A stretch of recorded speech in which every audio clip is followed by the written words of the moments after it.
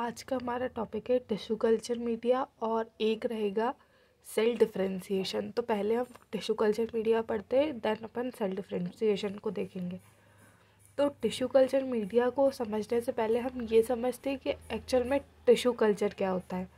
तो tissue culture क्या होता है कि टिश्यूज़ की या सेल की ग्रोथ कोई से भी आर्टिफिशियल मीडियम में पेरेंट ऑर्गेनिज्म से अलग करके, यानी कि अपन कोई सा भी पार्ट लेंगे पेरेंट ऑर्गेनिज्म का और उसे ग्रो करवाएंगे एक आर्टिफिशियल मीडियम में, सारी चीज़ों से हटके, ठीक है ना। और कल्चर मीडियम क्या, और जो ये कल्चर मीडिया रहता है ये क्या करता है, सारे न्यूट्रिएंट्स प्रोवाइड करता है। किसको? ये जो पार्ट ऑफ प्लांट जिसको हम ग्रो करेंगे आर्टिफिशियल मीडियम में उसको, ताकि वो एक वेल डेवलप्ड ऑर्गेनिज्म में हमें मिल पाए। अब हम देखेंगे इसका कंपोजिशन ऑफ मीडिया। तो देखिए, तो कंपोजिशन ऑफ मीडिया दो पैरामीटर्स पे डिपेंड करता है। एक है पर्टिकुलर स्पीसीज ऑफ प्लांट, कि कौन सा स्पीसीज़ है, अपन ने कौन सा स्पीसीज़ का प्लांट लिया है और किस टाइप का मटेरियल यूज़ कर रहे हैं। जैसे कि हम कई बार सेल से ग्रोथ करवाते हैं, कई बार टिश्यू से ग्रोथ करवाते हैं, तो वो डिपेंड करता है कि आप किस टाइप का मटेरियल ले रहे हो, किस टाइप का स्पीसीज़ ले रहे हो। और कंस्टिट्यूएंट्स ऑफ मीडिया की बात करें तो कंस्टिट्यूएंट्स ऑफ मीडिया क्या हुआ है कि जिन सबसे मिलकर हमारा कल्चर मीडिया बनेगा। तो उसमें आएगा अपना inorganic nutrient, carbon and energy sources, organic supplements, growth regulators, solidifying agents और pH of medium. Inorganic nutrients में क्या आएगा? मैक्रो न्यूट्रिएंट्स और माइक्रो न्यूट्रिएंट्स। मैक्रो न्यूट्रिएंट्स कौन कौन से हो जाएंगे? जो ज़्यादा अमाउंट में चाहिए रहते हैं, और माइक्रो कौन से हो जाएंगे? जो लेस अमाउंट में चाहिए होते हैं, ठीक है। और ऑर्गेनिक की बात करेंगे तो वाइटामिन्स हो गए, अमाइनो एसिड्स हो गए, ये सब क्या है? ये सब ऑर्गेनिक सप्लीमेंट्स में आएंगे, ठीक है। और जो कार्बन या एनर्जी सोर्सेस में रहता है वो है शुक्रोज। शुक्रोज क्या है कि ज़्यादा इम्पॉर्टेंट हो जाता है देने के लिए, क्योंकि क्या है, कई बार क्या होता है जो प्लांट टिश्यूज़ रहते हैं उसमें क्या है फोटोसिंथेसिस नहीं हो पाता। कई बार क्या रहता है कि ना, कोई कोई प्लांट है क्लोरोप्लास्ट उसमें एब्सेंट हुआ, तो क्लोरोप्लास्ट एब्सेंट है तो फिर जिसकी वजह से गैसियस एक्सचेंज कम होगा। तो उन सब को प्रिवेंट करने के लिए हम शुक्रोज या फॉर एग्जांपल कार्बन सोर्स भी देते हैं। शुक्रोज ज़्यादातर यूज़ होता है, इसलिए मैं शुक्रोज बोल रही हूँ। तो हम वो प्रोवाइड करेंगे ताकि प्रॉपरली ग्रोथ हो पाए। और ग्रोथ रेगुलेटर्स होते हैं जैसे कि ऑक्सिन्स हो गया। सॉलिडिफाइंग एजेंट के लिए हम अगार यूज़ करेंगे। पीएच मीडियम के लिए हम पीएच ऑफ मीडियम में हम 5.7 पीएच को मेंटेन करते हैं। अब फंक्शंस क्या है मीडिया के? मीडिया क्या करता है? ये वाटर प्रोवाइड करेगा, फिर मिनरल न्यूट्रिशनल नीड्स प्रोवाइड करेगा, जिससे कि ये सब काय के लिए, और इसका एम क्या रहता है? एक प्रॉपर ग्रोथ दे सके किसको? अपने टिश्यू को, ताकि एक वो वेल डेवलप्ड ऑर्गेनिज्म में बन जाए। तो मिनरल न्यूट्रिशनल नीड्स हो गई, वाइटामिन्स हो गए, ग्रोथ रेगुलेटर्स हो गए, अमाइनो एसिड्स हो गए, शुगर्स हो गई, और access to atmosphere for gas exchange. और ये क्या है? प्लांट मेटाबोलाइट वेस्ट मटेरियल्स जो होते हैं उसको रिमूवल के लिए भी ये हेल्प करता है। कौन? Tissue culture media. तो इसका कंक्लूजन क्या था कि टिश्यू कल्चर क्या है? टिश्यू कल्चर क्या है? कंपोजिशन कंपोजिशन किस चीज़ पे डिपेंड करेगा? फिर कंस्टिट्यूएंट्स क्या है? 6 कंस्टिट्यूएंट्स हैं, inorganic, organic, carbon, energy sources, growth regulator, solidifying agents और पीएच मीडिया। जो शुक्रोज है वो 2 to 5% कंसनट्रेशन में यूज़ होता है। ये एक चीज़ मैं लिखना भूल गई थी, ये क्या, शुक्रोज 2 to 5 कंसनट्रेशन में यूज़ होता है। और ग्रोथ रेगुलेटर्स में ऑक्सिन हो गया, देन सॉलिडिफाइंग एजेंट्स के नाम पर अगार हो गया, पीएच ऑफ मीडियम 5.7, ठीक है। तो ये हमारा टिश्यू कल्चर मीडिया था। अब हम देखते हैं सेल्फ डिफरेंशिएशन।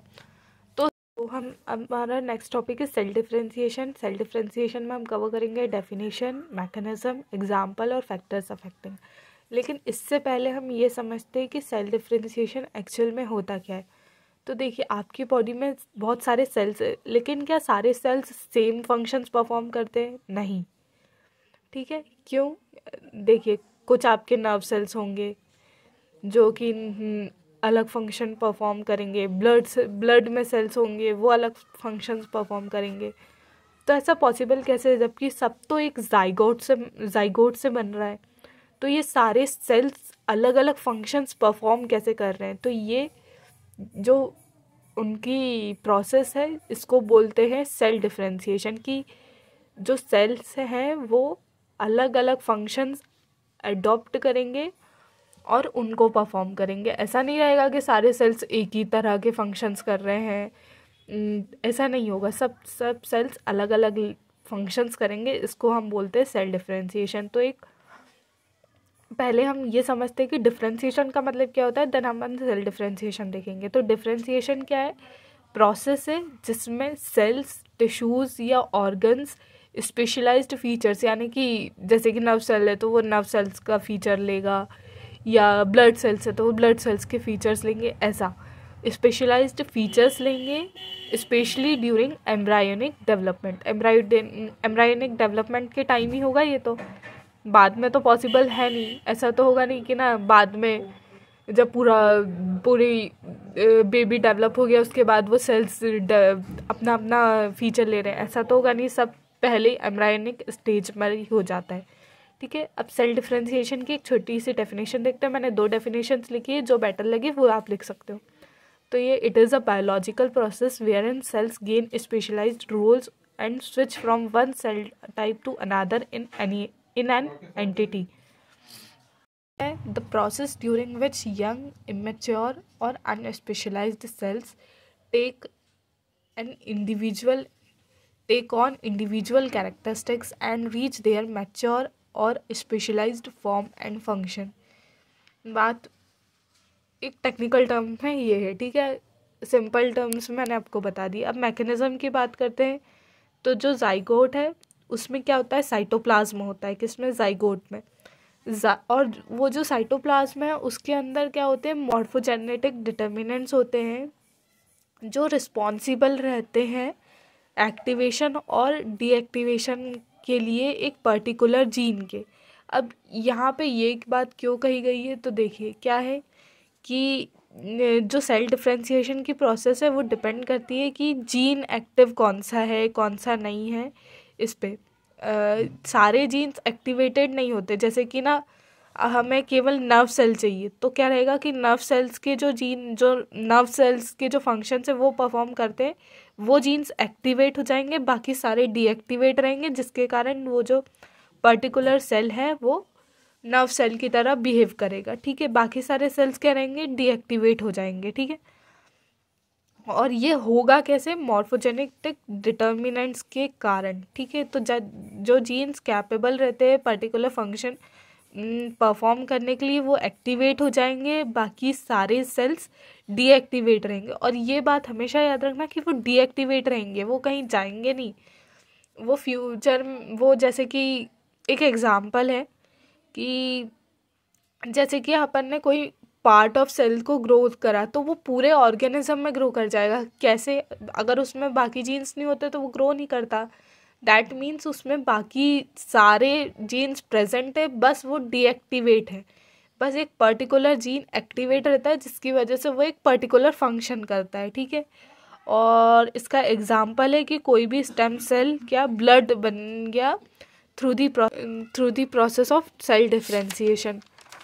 और फिर फैक्टर्स अफेक्टिंग सेल डिफरेंशिएशन में हम देखेंगे स्ट्रक्चर ऑफ जीन। जो स्ट्रक्चर रहता है वो जीन का, अगर उसमें कोई मिस्टेक हुई तो फिर सेल डिफरेंशिएशन की प्रोसेस में अफेक्ट होगा।